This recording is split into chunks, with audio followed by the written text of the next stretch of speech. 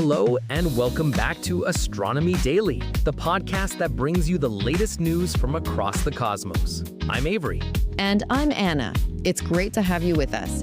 We have a packed show today, covering everything from a critical Earth observation launch to a major leadership nomination at NASA. That's right. We'll also be diving into some orbital drama involving space debris, a delicious first for astronauts in space, and what the future holds for exploring our planetary neighbor, Venus. So let's get right to it. Our first story today comes from Ariana Space, which has successfully launched the Sentinel 1D Earth observation satellite. Yes, this was a big one. The satellite was carried aboard an Ariane 6-2 rocket and was deployed perfectly into a sun-synchronous orbit, way up there at an altitude of 693 kilometers. And Sentinel 1D is a crucial piece of hardware. It's part of Europe's Copernicus Earth observation program, which constantly monitors our planet's land and seas. This particular satellite, which weighs just over 2,000 kilograms, is a twin to Sentinel 1C. What's really interesting here, Anna, is the choice of rocket. The Ariane 6-2 is incredibly powerful for a satellite of this size. It's a bit like using a sledgehammer to crack a nut. That's a good way to put it, but there was a very serious reason for that choice: urgency. The Copernicus program has been in a precarious situation. The Sentinel 1B satellite is no longer operational, and its sibling, Sentinel 1A, is degrading. They needed to get 1D into orbit as soon as possible to ensure continuity of data.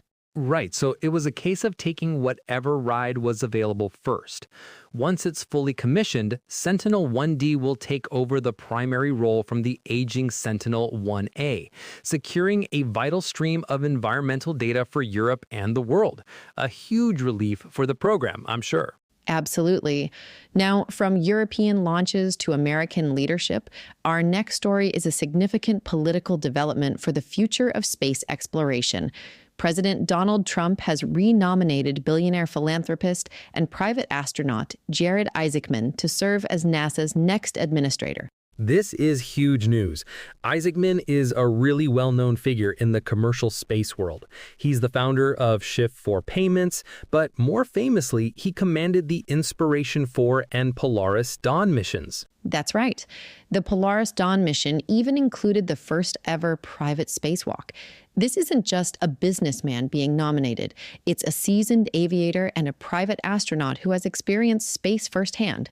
And this nomination has a bit of history. It follows a pretty contentious period in U.S. space policy, and Isaacman's previous nomination was actually withdrawn. So its return signals a very clear direction. It certainly does.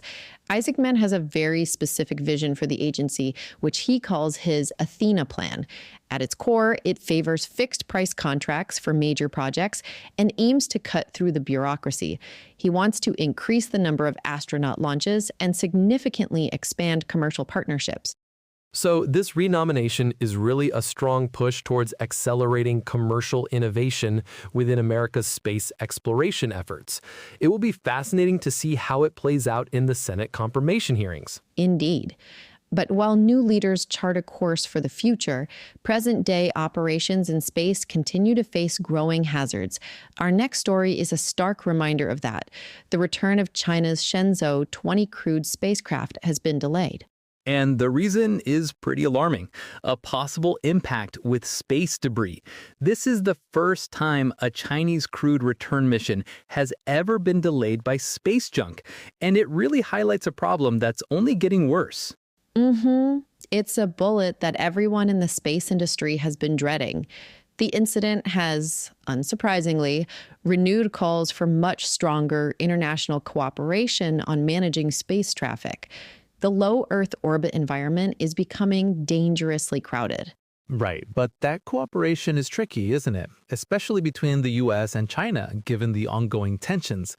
It's a global problem that requires a global solution, but the geopolitics are incredibly complicated.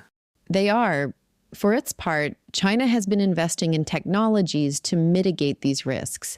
They're exploring things like laser monitoring to track smaller debris and even deorbiting sails designed to help drag defunct satellites out of orbit faster. But for now, the Shenzhou 20 crew has to wait for a safe window to come home.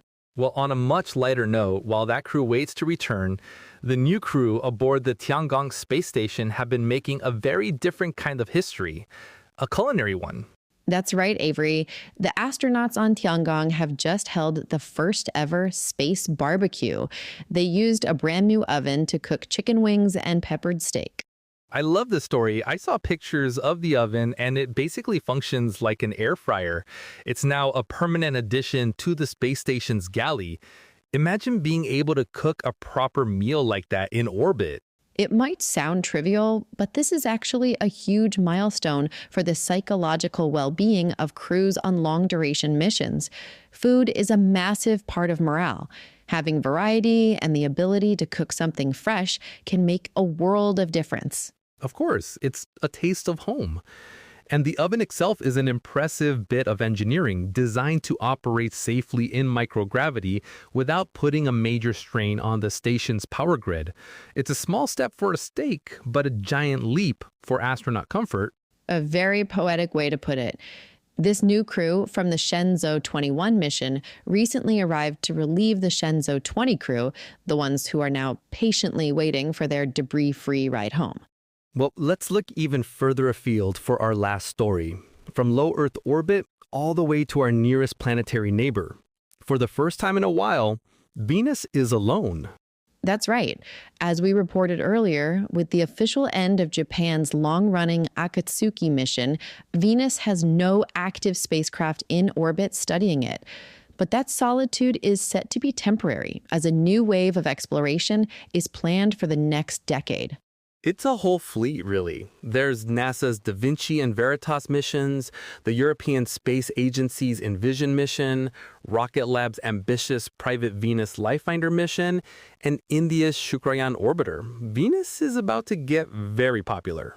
Potentially. However, there is a cloud of uncertainty hanging over some of these plans. The futures of both the NASA and ESA missions are a bit shaky due to potential budget cuts in the United States, which could have a knock-on effect.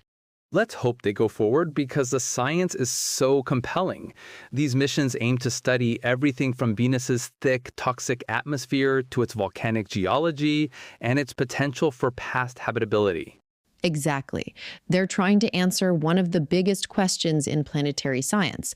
Why did Earth and Venus, which are so similar in size and composition, evolve so differently?